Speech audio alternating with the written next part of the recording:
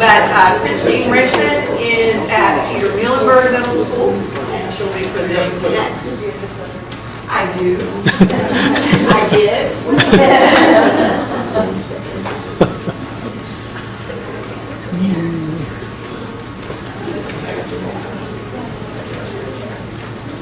Okay, my presentation is on problem-based learning. Follows what John did a little bit yesterday. He and I started together last year, and then we kind of branched off and went separate ways. So on problem-based learning, the reason I like to use it is it covers inquiry-based learning, nature of science, so students acting as scientists, as John mentioned yesterday. Using M&Ms is great, but not scientists don't do that. And so coming up with ways that kids can act and do as scientists do when they walk through the classroom. And real-life problem solving.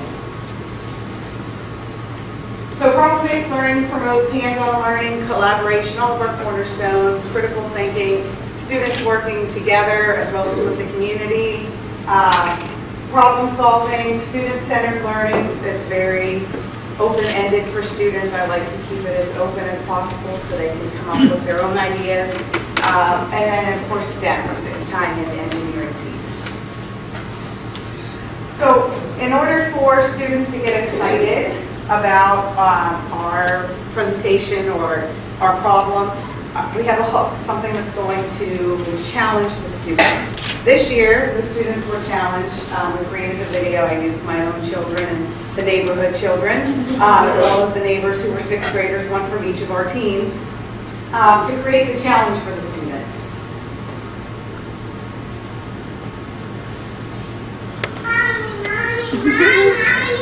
What, sweetie? I'm trying to cook dinner. Go play with your sister.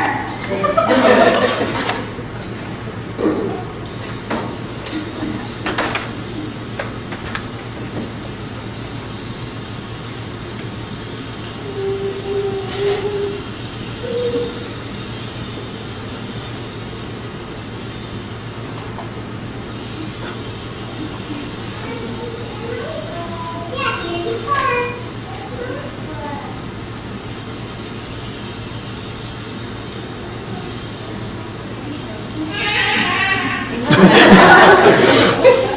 Here, we can check it and see if we have any batteries.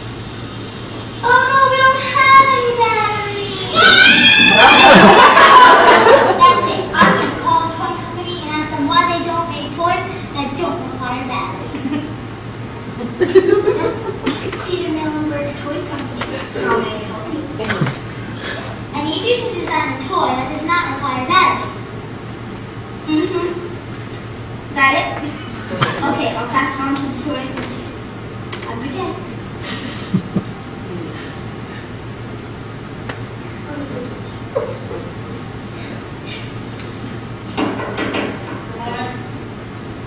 Here's your most recent present.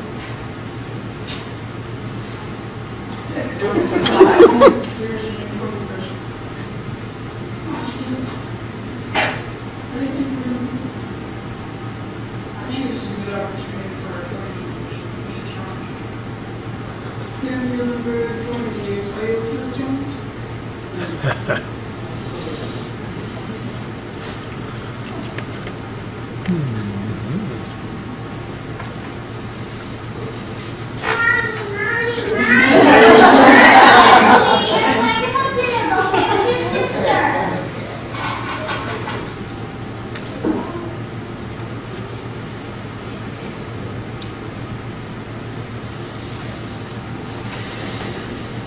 So this was the challenge, and we brought all the sixth graders together to watch that, and immediately, they get excited. And I said, as a parent, and those of you that have little siblings, how many times do they want to play with a toy and you don't have batteries? And then they get expensive. So we need toys that are not going to require batteries. Are you up for the challenge? And immediately, hands are in the air. What about this? What about this? Can I do this? So this challenge, we printed and we posted within our classroom several different places. Students received a copy of that as well. And then underneath of that, on that first day, we gave them time to just brainstorm and list ideas. Come up with those ideas right now. What could you do? There's just no end, so that some lists are this long and some are this long. So immediately with that hook, you get student engagement. You get kids that are so excited for what they are going to come up with and ideas. Fewer discipline issues. That's one of the things I found kind of switching to problem-based learning. Even your problem students become, sometimes they're the ones that lead the class. Then go, wow, I didn't know that was in there. Great, come on, lead everybody. Students focus on learning and better content retention. Students are able to remember the information and then apply that and explain it to somebody. Some of the things that I purchased with the ICHIP money was need energy kits. When John and I participated in the VISTA program through George Mason, one of the perks of that was we had a coach for 1 year, and he let us borrow the energy kit. And so we didn't have that this year, so John and I purchased the energy kit, and that was about $250 or so. But that allowed the kids to test out different forms of energy. This year I had the kids work through the stations as a group, and then they had to teach the class about the science behind their project. Last year at ICHIP, I think it was Sandy Hook Elementary, where they came up and did a presentation on the little bits, and I thought those were so cool. So I was able to purchase a few of those as well to get kids to practice. And in the ideal world, we all need, we need time. I would have loved to have sit and played with those and become the expert myself, but there just wasn't enough time. So I handed it to the kids, and they were the experts within 5 minutes to explain it to everybody else. And there's just some pictures of the kids working with the little bits. One of the energy stations, we're working with the different types of chemical energy and the light energy and testing it with different temperature waters. So again, the students became the expert at their station, and they presented that to the class. They were encouraged to bring classmates up to the front of the class to let them do the activities as well, so that they could get the hands-on practice. Again, as I talked about, one of the biggest things, collaboration. Seeing students collaborate together, having them talk. They initially, that first day, came up with a list of ideas with what the toys that they wanted. And then the next piece of that a few days later was to come together as a group and share their ideas. And then take those from all of the ideas they had and narrow it down to 10. And then as we went through the course of my goal was 8 weeks. I think we went almost 15 weeks with the lessons and time and structuring everything. And every time we narrowed it down, so they had that list. And then once they came up with that final design, these pictures here are how are we going to actually make this work. Once they came up with their idea, it needed to be approved by me, not to say, yes, it's going to work, no, it's going to work. I wanted to see their process. Did they think about what tools are they going to use? What do they need to design the project? How it's going to be put together? They needed to have a picture and labels with all the stuff they were going to use. And once they put all of those things together, I just signed off on it. I didn't say, nope, that's not going to work. You try it out.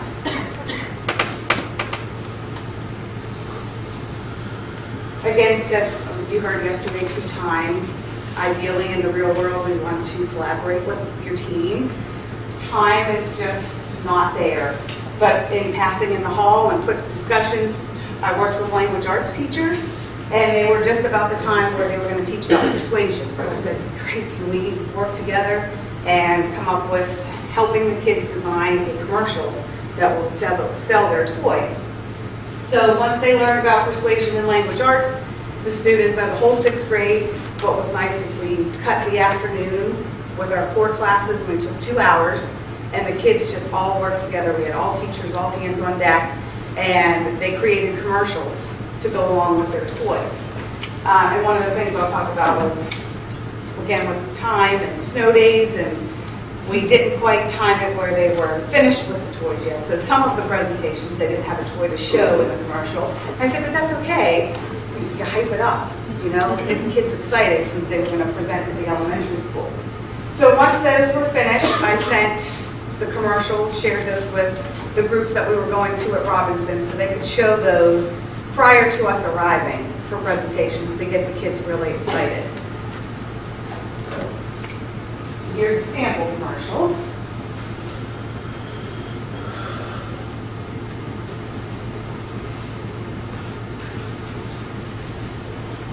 Robotron! You have enough room in your house and you have so much fun with it. I'll train you for hours. Potential to kinetic. It is done. It will work correct. Don't have much, but trust me. Once it's done, it will be amazing. What the toy looks like so far. But it doesn't much.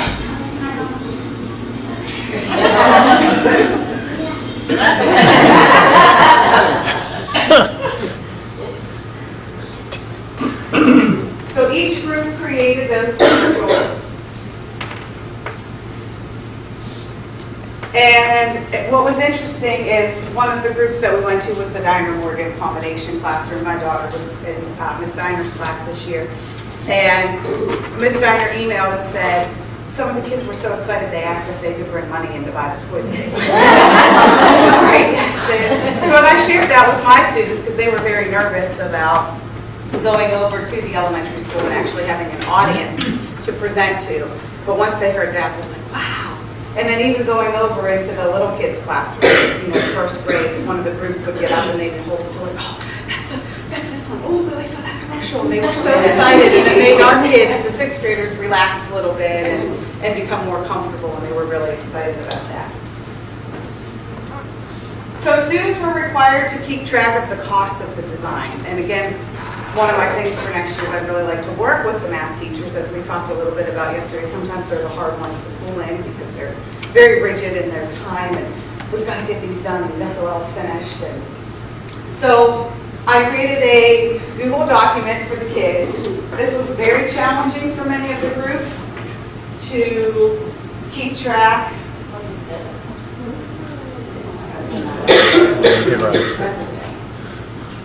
So I have a list of all of the stuff that I had for kids to purchase. And I'd asked parents for donations. I had one parent who works at the courthouse, and they were getting rid of like the little red things that you put like binders together with. And she said, do you want those? And the kids were able to use those for different things. So she brought me 2 huge boxes of stuff. And I just priced everything, not anything too expensive. The little bits were the most expensive things if the kids wanted to use it.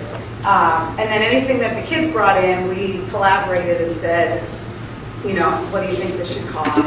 If they used a parent that was considered an expert was like $5 or $6. So they had to keep track of the cost.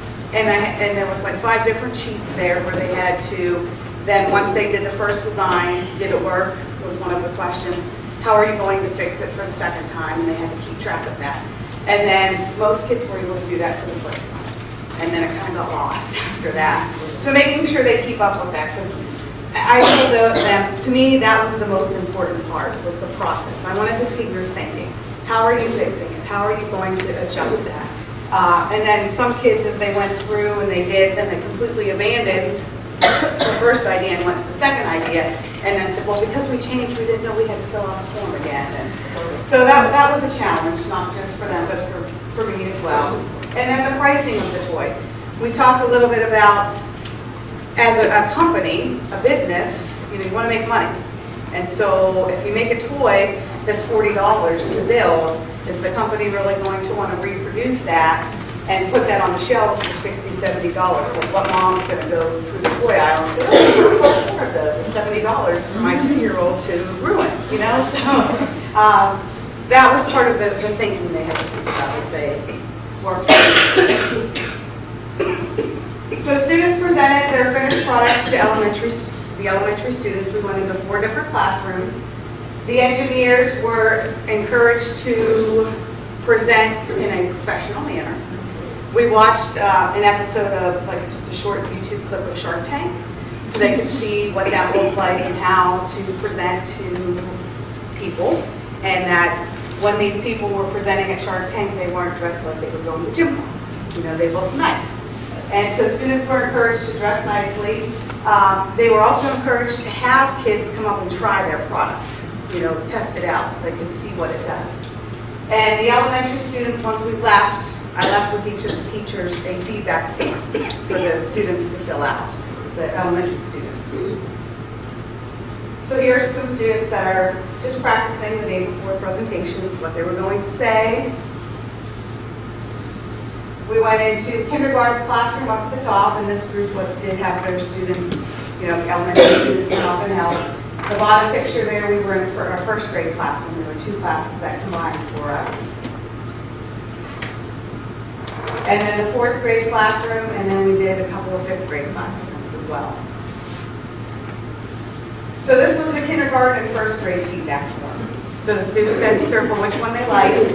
As best they could, we said pick one, they just put a little X or a check for the one that they would buy. It was interesting to see 6th grade students. Wow, those kids really follow directions, Ms. Richmond. They did only pick one. See, we do it in 1st grade, we should be able to do it in 6th grade.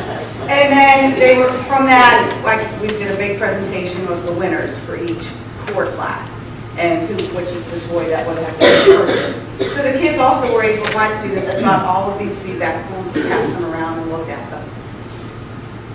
And this was the 4th and 5th grade feedback. What we liked about this one, and I think the 6th grade students found interesting and helpful, was some of the comments. They said, really, the kids are really honest. Yes, they are. And some of them were like, well, it wasn't really that nice. I said, well, they're just being honest, and you need to take that and don't take it to heart, but think about what they said and how would you fix it. And then some of them were very pleased when they saw the comments. Wow, this is really cool. I would definitely buy this toy. So once we had finished with everything, I had a Google form that I asked the kids to fill out with just some sample questions. And these are some of the responses that I got. This question here was just a general question of, did you like the project, yes or no, and explain. So this person said they liked the project, it was creative, but they also found that it was kind of hard to make it from scratch. It gave us the challenge that we weren't sure how to pass. We had to be creative and really dig into our brains for ideas. I don't think we had enough time, agreed, even though we just spent 15 weeks, a year, especially around the commercial. And I felt like kids were rushed, and fix that for next year. But they loved to see the little kids. I do think they really loved that presentation and having that audience. We got to actually make the toys and not just a blueprint and say how it worked. I had a lot of kids say that. This was really cool that we got to actually build it and not just draw it on a piece of paper and explain it. I thought it was fun. We had a lot of responsibility that will help us later in life. I like that we got to present to the elementary school kids. So this question here was, did you find this project frustrating? And it was good, and that was our discussion, and I said, most of you did, and I think that's a good thing that you found it frustrating, because in real life you get frustrated. And the motto at my house, as well as I tell them with my own kids at school, is crying's not going to solve the problem. So let's cry it out, quickly get that out of the way. How are we going to fix it? What are we going to do to solve the problem? It's just sitting here with tears won't solve it. So a couple other responses from kids. Sometimes we didn't have what we needed or it cost too much, especially by core 4, which would be the last group of the day. Supplies were running thin. There wasn't enough money to buy. Some kids were bringing things in, but again, I would have preferred to have more for them. We didn't have the right materials for the actual design we wanted. When you keep trying to get it to work and it doesn't so many times, you have to redo it again and again, and it's frustrating. And that was repeated over and over again for a lot of kids. So again, some of the instructional challenges, the time for student working, time for planning, just to pull it all together, making sure your SOLs are covered. One of the things, the next day after we showed the video and the kids came up with ideas, just like Mr. Woods did yesterday, he had you fill out the index or the Post-it notes. That's what I did with my students. What kind of questions do you need answered? And those went up on a board next to the challenge. And every day we talked about, as we went through the lessons, what questions did we answer today? How did we work on solving this problem? Money for supplies. Again, just not enough. making sure students are on task and safe. We spilled out into the centrum here, we're in the classroom, and just being in two places and making sure everybody's doing what they need to do, even though you do have that student engagement. There's always, you know, after 3 or 4 days of discussion, making sure kids are doing what they're supposed to do. So some of the things for next year, as we talked about the Google form as a class and some of the questions, and I shared the responses with the kids, I had assumed kids had worked together on a long-term project in the past, and they had not. And so, and I asked them, and I said, I don't mean this in a mean way, you know, but have you not worked with a group? And they said, no, in elementary school, we really, like the longest project we ever did was like 3 days. And this went on for, 2.5 months, 3 months. And I said, well, that was my fault. I should have asked that at the beginning and kind of covered those dynamics from day one. So that's something for me next year, even though we had done group work up to that point, nothing for that sustained amount of time. And how do you work with people and making sure you work productively. Having more supplies available for the groups. And I really would like to work more with the language arts and incorporate a writing piece for this as well. Even though we did short little writings as part of like the assessment, and you pretty much have a built-in exit slip for the 2 months that you're working on the project, where you can say, what we learned today, how's that going to help you solve the problem? And we can do the short little exit tickets that way. And working with the math teachers to really work through the presentations of the money and percentage, and working through that with math teachers as well. So PBL promotes confidence. I always find that students who say I can't, especially at the beginning, that's sometimes the first thing that comes to mind. I can't do this, this is too hard, how am I going to do this? When they stop and they think about it and you walk them through the process, they can do it. I saw my ELL students who came in September speaking very little English. They flourished when they did their presentations at the elementary school. And they were able to present in English to the class, and they felt so good about themselves after that they could do that. And the SPED students as well. I don't know if you'll be able to see this on here. This was a video of one of our artistic students.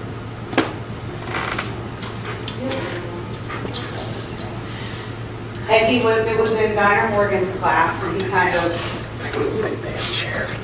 took over the group, and he just was in his element and presenting to the class, and he was so proud of himself when he was done. He said, Ms. Richmond, I did it.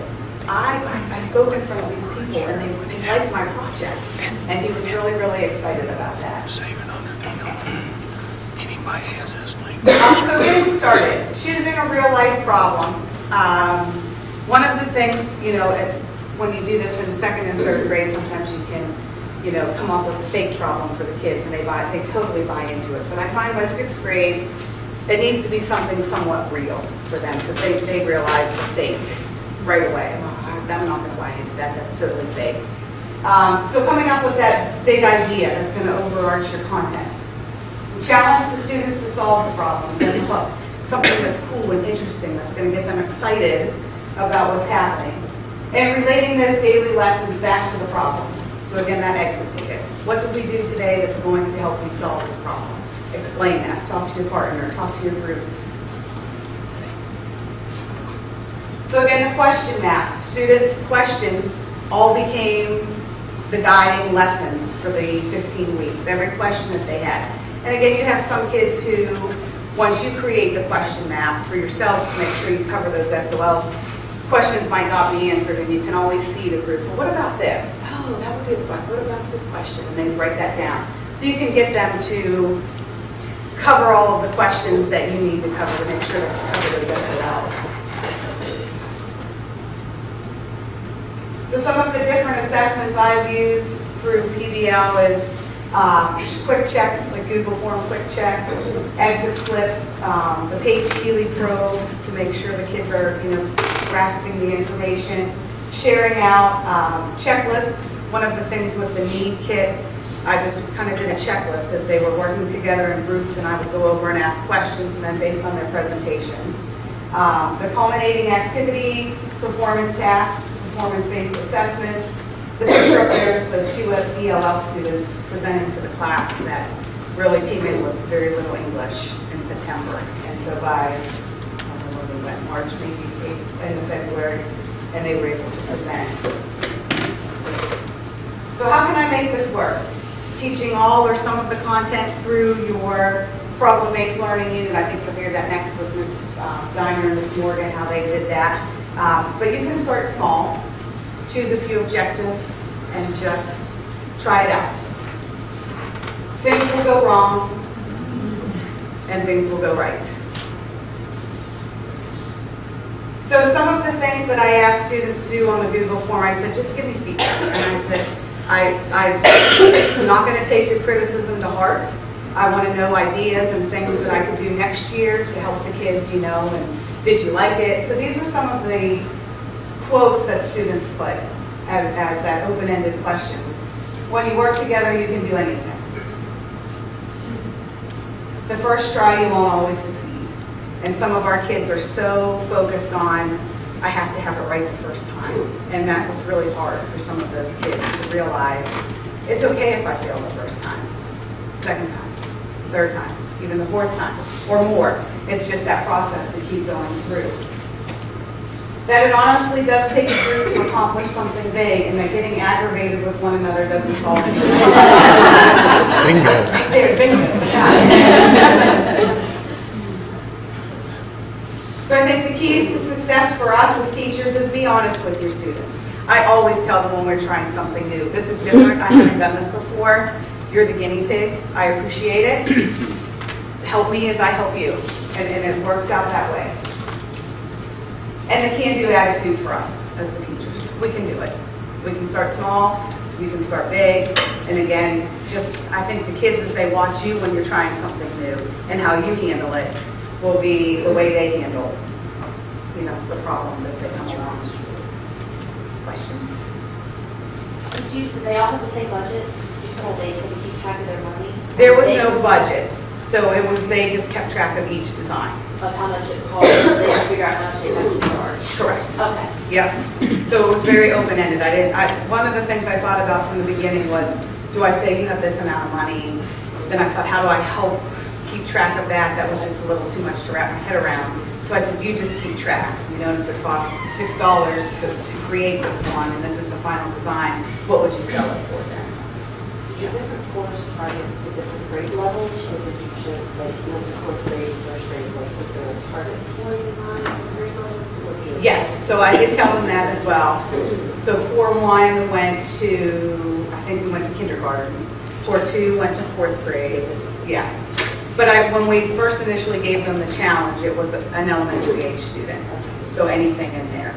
And most kids hit the mark with the renewable energy source, some not quite there, but they all had something to present, and that I think was the key for them to have something.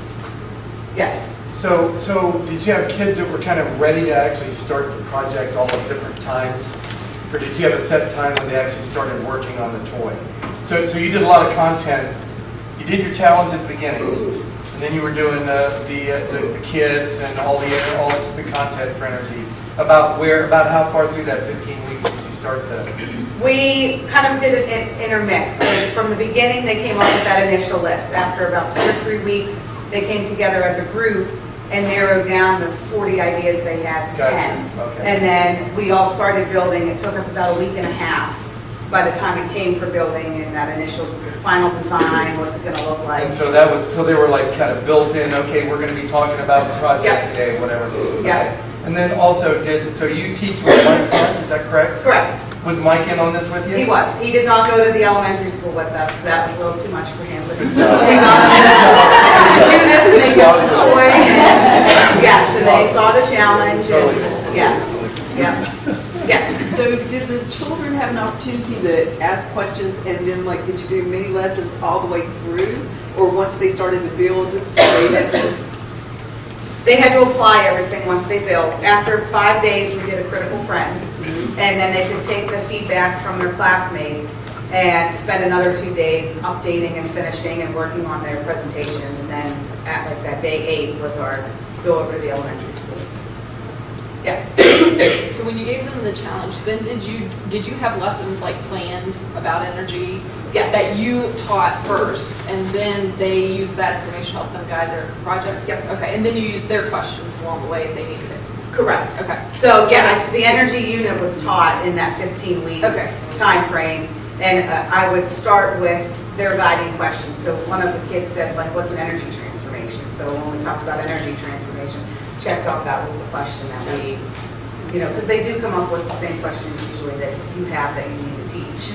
Thanks for explaining that, 'cause that is kind of confusing. You just start right over the project or you're doing the. Yeah, now I like to teach a little bit along the way and hit, like as Evie said this morning, all the different ways that kids learn. We do an interactive notebook, so they do, foldables as they go through, and they can go back and they can access that information as they begin to apply it to their project that they've come up with. Well, and so the teaching isn't necessarily, like teaching. It's like you use Smartboard, right? Yep. Remember? So you'd like put up on your Smartboard, so what is an energy transformation? And this might be your topic or your guiding question for the day. So what do the kids do with that? What do you do? Do you teach to that? You do a probe? Do you say, you put a bunch of stuff out on the table and say, so kind of figure out what an energy transformation is? Do you talk? So how do you do that? Yes, all of those things. What's that look like? And it's all of those things, depending on what it is. With the Need Energy Kit, we talked, it kind of was the introduction to the different forms of energy transformation. As much as I can do where the kids are doing it themselves. Very little there is a time and a place for reading pieces of the textbook, of course, because they need to know how to read a textbook. I think once through that entire unit, they did a short little reading passage with like an anticipation guide with a before and after reading, and then they had to prove it with the text.